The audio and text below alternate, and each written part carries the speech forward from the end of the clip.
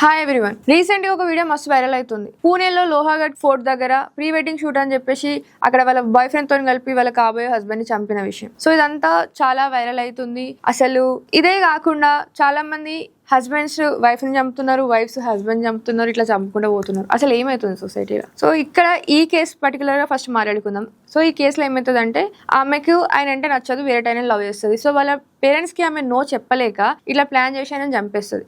So ఈ plan చేసే భాగంలో వాళ్ళు ఎట్లా దొరికిరు యాక్చువల్గా అని అంటే, ఈ పిల్ల వాళ్ళ బాయ్ ఫ్రెండ్ ఏం చేస్తాడంటే ఆయన ఫోన్ అక్కడనే వాళ్ళ వర్క్ దగ్గర ప్లేస్లో పెట్టి దాన్ని ఆన్లైన్ కాకుండా నెట్ ఆఫ్ చేసి వస్తాడు అన్నట్టు. ఆ తర్వాత వచ్చేటప్పుడు అక్కడ అంతా ఎండ కొడుతున్నప్పుడు హుడీ వేసుకొని వస్తాడు, just to cover up his face. So పోలీసులకు డౌట్ వస్తుంది, ఎవరు ఇంత దాంట్లో అంటే ఇంత ఎండలో హుడీ ఎవరు వేసుకొస్తారు అని చెప్పేసి వాళ్ళకి అనుమానం వచ్చి సో ఈ కేసుని వాళ్ళు ఇంకా చూస్తే సో వాళ్ళిద్దరు కలిసి చంపిరని అర్థమవుతుంది. ఇక్కడ మనం అర్థం చేసుకోవాల్సింది ఏంటంటే, సింపుల్ గా వాళ్ళ డాడీ వాళ్ళకి చెప్పి డాడీ నాకు ఈ పెళ్లి ఇష్టం లేదు వద్దు అని చెప్తే ఆయన ప్రాణం ఇప్పుడు ఉంటుండే కదా. సో ఇట్లా చాలా మంది ఉమెన్ అయినా మెన్ అయినా వాళ్ళ ఇంట్లో వాళ్ళకి నో చెప్పలేక, అంటే ఈ పిల్లగాడు నాకు ఇష్టం లేదు లేకపోతే ఈ పిల్లని లవ్ చేసిన అని చెప్పేసి చెప్పే ధైర్యం లేక వాళ్ళు చంపుతున్నారు.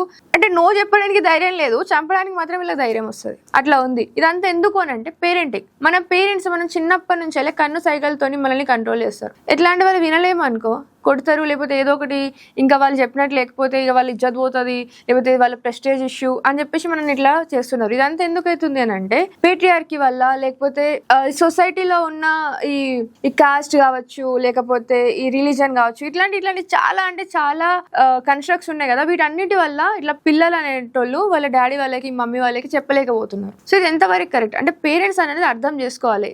వాళ్ళు పేరెంట్స్ కి మనం ఓపెన్ అప్ కాకపోతే ఇంకెవరికి ఓపెన్ అప్ అవుతాం. సో వాళ్ళకి ఓపెన్ అప్ లేక మనం బయట మాన్స్టర్స్ అవుతున్నాం. ఆమె నిజంగా ఒక హంతకురాల ఫ్రీ విల్ లో ఉంటే లేదు, కానీ ఆమెకు నో చెప్పేయడానికి స్పేస్ లేదు అక్కడ. సో పేరెంటింగ్ ఎట్లా ఉండాలంటే వాళ్ళ పిల్లలు వాళ్ళు ఏం ఫీల్ అవుతున్నారు అనేది వాళ్ళ పేరెంట్స్ కి చెప్పేటట్టు ఉండాలి. అప్పుడే సొసైటీ బాగుంటది. ఇంకా మన బయట వాళ్ళు ఏమంటారంటే మీ పిల్లల్ని మీరు కంట్రోల్ చేస్తలేరా, మీ పిల్లలు మీకు ఎదురు మాట్లాడుతున్నారు అని చెప్పేసి ఇంకా అదే ఓల్డ్ ఫ్యాషన్ లో మాట్లాడుతున్నారు. ఇట్లా ఎదురు మాట్లాడలేక ఉంటారు కానీ చంపుతారు మరి బయట పోయి క్రైమ్స్ అయితే. సో మీరే కంట్రోల్ చేసి మళ్ళీ మీరే క్రైమ్స్ ఎక్కువైతున్నాయి, అమ్మాయిలు చంపుతున్నారు, అబ్బాయిలు చంపుతున్నారు, పెళ్ళంటేనే భయం అవుతుంది అని చెప్పేసి ఇంకా మనం జోక్స్ చేసుకుంటున్నాం. ఇంకా ఎప్పుడు బాగుపడుతుంది సమాజం? సో మీరేమనుకుంటున్నారు? పేరెంటింగ్ అనేది ఇంపార్టెంటే కాదా? అండ్ ఈ పేట్రియార్కీ అనేది కూడా ఒక రీజన్ అనుకుంటున్నారా లేదా? కామెంట్ చేయండి.